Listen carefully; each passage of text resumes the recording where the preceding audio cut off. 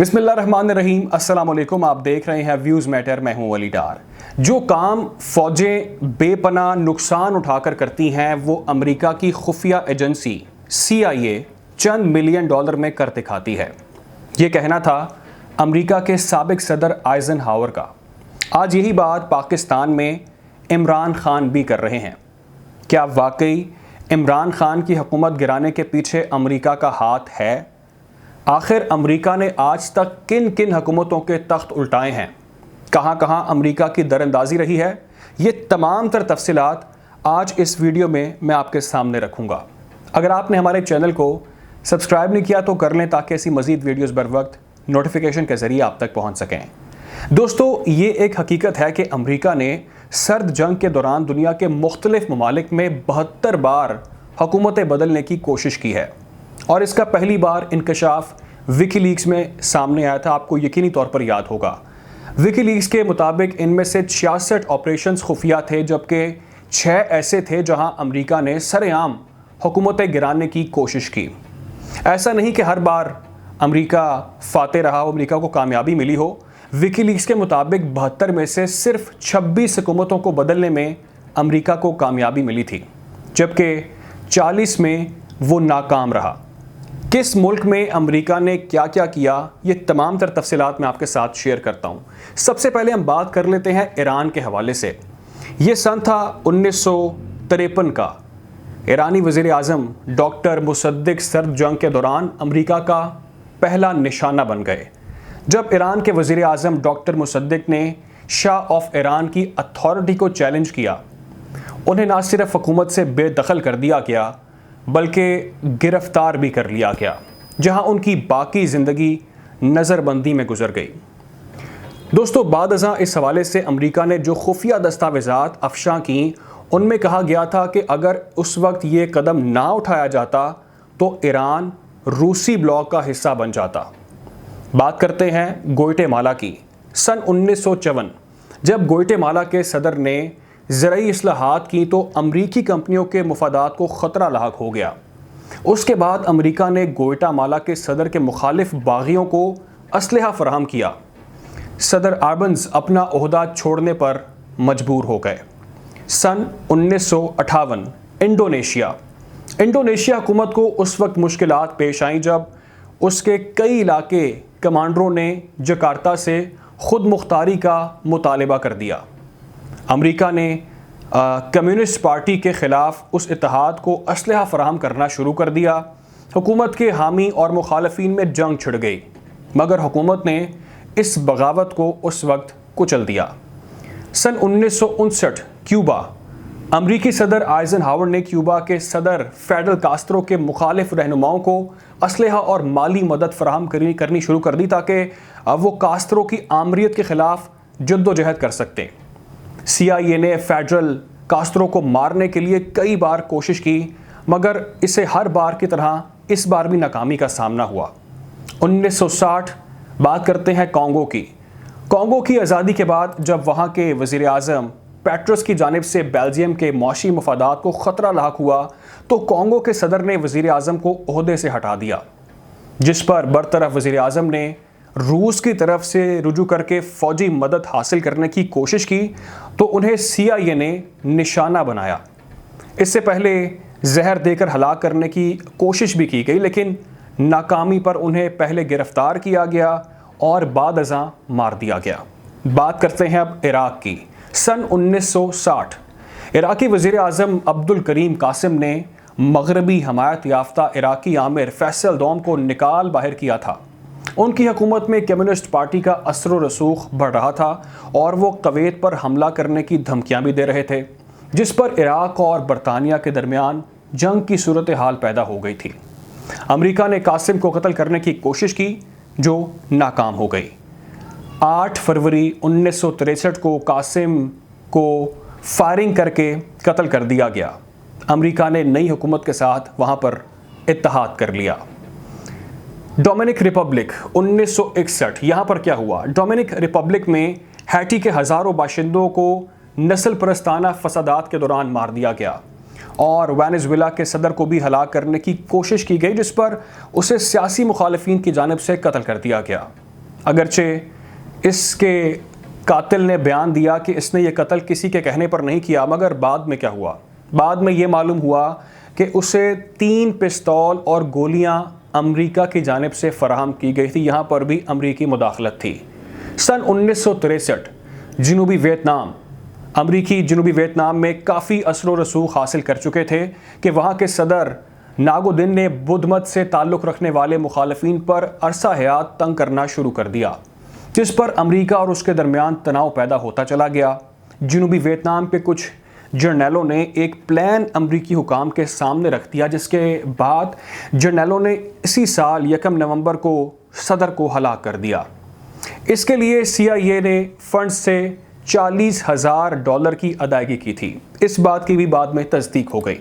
بات کرتے ہیں برازیل کی۔ سن 1964 برازیلی صدر جاؤ گولاٹ برازیل کو چین کی طرز پر آگے لے کر جا رہے تھے، جس پر امریکہ نے برازیل کی فوج کے سربراہ کے ذریعے برازیل کے صدر کا تختہ الٹ دیا۔ اس دوران CIA نے صدر کے خلاف مظاہرین کو پیسہ اور بہت زیادہ اسلحہ بھی فراہم کیا۔ اب بات کر لیتے ہیں چلی کی۔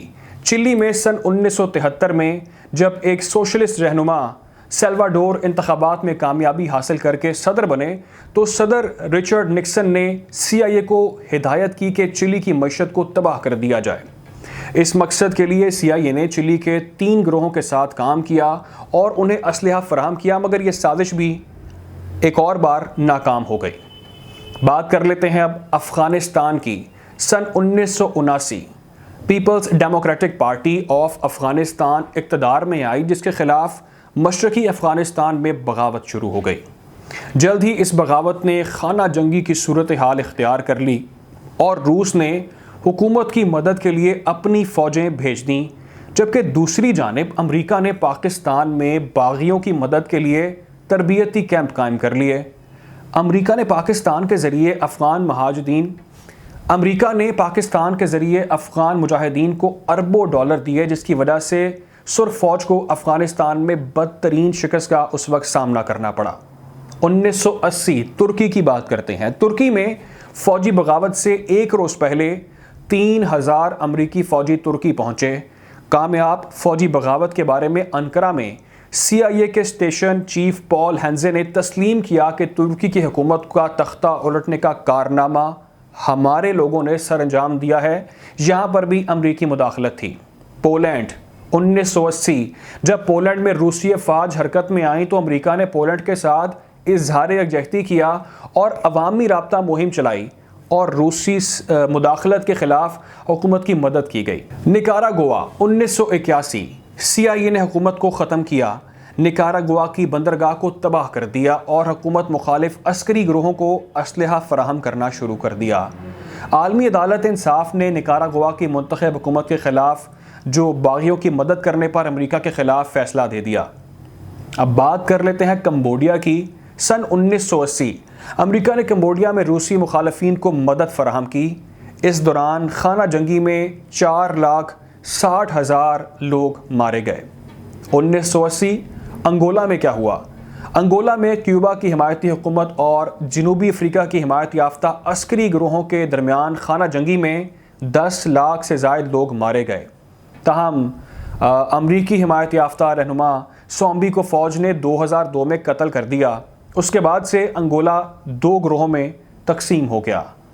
اب بات کرتے ہیں 1986 میں فلپائن میں کیا ہوا؟ امریکہ نے کئی دہائیوں تک صدر مارکوس کی حمایت کی، لیکن پھر اچانک اس نے مارکوس کو مستعفی ہونے پر مجبور کیا اور ہینو کے حق میں دستبردار کروا دیا۔ 2001 افغانستان۔ امریکہ نے افغانستان میں کیا کیا؟ امریکہ نے 11 ستمبر کے حملوں کو جواز بناتے ہوئے طالبان کی حکومت ختم کر کے اقتدار شمالی اتحاد اور دیگر اتحادی رہنماؤں کے سپرد کر دیا۔ تاہم 2021 میں آپ کو معلوم ہے کہ افغانستان سے امریکی فوجیوں کے انخلاء کے بعد طالبان نے دوبارہ وہاں پر اقتدار پر اب قبضہ کر لیا ہے، اقتدار حاصل کر لیا ہے۔ بات کر لیتے ہیں 2002 میں عراق میں کیا ہوا؟ وسیع پیمانے پر تباہی پھیلانے والے ہتھیاروں کی موجودگی کو جواز بنا کر امریکہ اور اس کے اتحادیوں نے صدام حکومت کا خاتمہ کر دیا اور بعد ازاں صدام حسین کو نئی عراقی حکومت کی جانب سے آپ کو معلوم ہے پھانسی دے دی گئی۔ 2004 ہیٹی میں امریکہ نے کیا کیا؟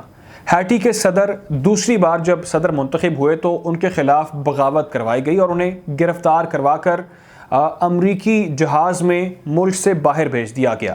2006 غزہ میں کیا ہوا؟ فلسطین میں ہونے والے انتخابات میں حماس اور الفتح نے کامیابی حاصل کر کے متحدہ حکومت بنائی جس کی سربراہی اسماعیل ہانیہ کر رہے تھے۔ 2007 میں امریکہ نے الفتح کے رہنما صدر عباس کو $8.4 کروڑ کی رقم فراہم کی تاکہ وہ اپنی دفاعی صلاحیتوں میں اضافہ کر سکے۔ امریکہ نے حماس کو دہشت گرد قرار دیتے ہوئے فلسطینی اتھارٹی کی مدد حاصل کر لی۔ صومالیہ میں 2006 میں کیا ہوتا ہے؟ امریکہ صومالیہ کے اسلام مخالف جنگی سرداروں کی مدد کر رہا ہے۔ صومالیہ میں اگرچہ آپ کو معلوم ہے کہ اسلامک کورٹ یونین کی عملداری ہے، تاہم اس پر خواتین اور انسانی حقوق کی خلاف ورزی کا الزام ہے۔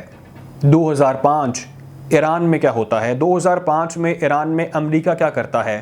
امریکہ ایرانی حکومت کے خلاف کام کرنے والی سیاسی جماعتوں اور ان کے لوگوں کو سالانہ $30 لاکھ دیتا ہے جو ایران اور ایران سے باہر حکومت کے خلاف سماجی میڈیا اور دیگر ذرائع کو استعمال کرتے ہیں۔ 2007 میں صدر بش نے ایران میں بغاوت کے لیے $40 کروڑ کی رقم خرچ کرنے کی منظوری بھی دی تھی۔ آپ کو اس بارے میں یقینی طور پر معلوم ہوگا۔ CIA نے تنظیم جند اللہ کی مدد بھی کی۔ اسی طرح امریکہ ایران میں برسر پیکار تنظیموں کی مدد بھی کر رہا تھا تاکہ وہاں کی حکومت کو بدلا جا سکے۔ 2011 لیبیا۔ عرب سپرنگ کے دوران جب لیبیا میں حکومت مخالف مظاہرے شروع ہوئے تو امریکہ نے وہاں اپوزیشن کی مدد کے لیے اسلحہ فراہم کرنا شروع کر دیا اور قذافی کی فوجوں پر بمباری کی، جس کی وجہ سے آپ کو معلوم ہے کہ کرنل قذافی کی حکومت ختم ہو گئی اور انہیں ہلاک کر دیا گیا۔ 2012 شام۔ صدر اوباما نے شام میں حکومت کی تبدیلی کے لیے اپنے اداروں کو احکامات دے دیے۔ 2012 میں فری شام نامی ایک فوجی تنظیم کی بنیاد رکھی گئی اور انہیں ہتھیاروں اور دیگر امداد کی مدد میں $1 ارب سے زائد کی مدد فراہم کی گئی۔ باغیوں کو CIA نے ہر طرح کی مدد فراہم کی، تاہم امریکی حمایت یافتہ باغی گروہ شام کی خانہ جنگی میں مسلسل شکست سے دوچار ہیں، لیکن امریکہ ان کی مدد اب بھی مسلسل کر رہا ہے۔ دوستو، ماضی میں آپ کو معلوم ہے کہ پاکستان امریکہ کا اتحادی رہا ہے۔ روس کی افغانستان میں مداخلت سے لے کر 11 ستمبر کے حملوں کے بعد سے افغانستان میں امریکی مفادات کو جب جب خطرہ ہوا، پاکستان نے ہمیشہ صف اول کا کردار ادا کیا۔ ستمبر کے بعد ہونے والی جنگ میں 11 پاکستانی پر یہ الزام لگا کہ امریکی مخالفین کو وہ مدد فراہم کر رہے ہیں۔ افغانستان سے امریکی انخلاء کے بعد سے پاک امریکہ تعلقات سرد مہری کا شکار رہے، لیکن روس یوکرین جنگ کے بعد سے پاکستان پر امریکہ کا شدید دباؤ اب بھی ہے۔ وہ اس جنگ میں مغرب کا ساتھ آخر پاکستان کیوں دے رہا ہے؟ اسی پس منظر میں عمران خان نے اپنی حکومت کو گرائے جانے کے پیچھے امریکی ہاتھ کی موجودگی کا الزام عائد کیا ہے۔ اپنا خیال رکھیں، دعا میں یاد رکھیں۔ اللہ حافظ۔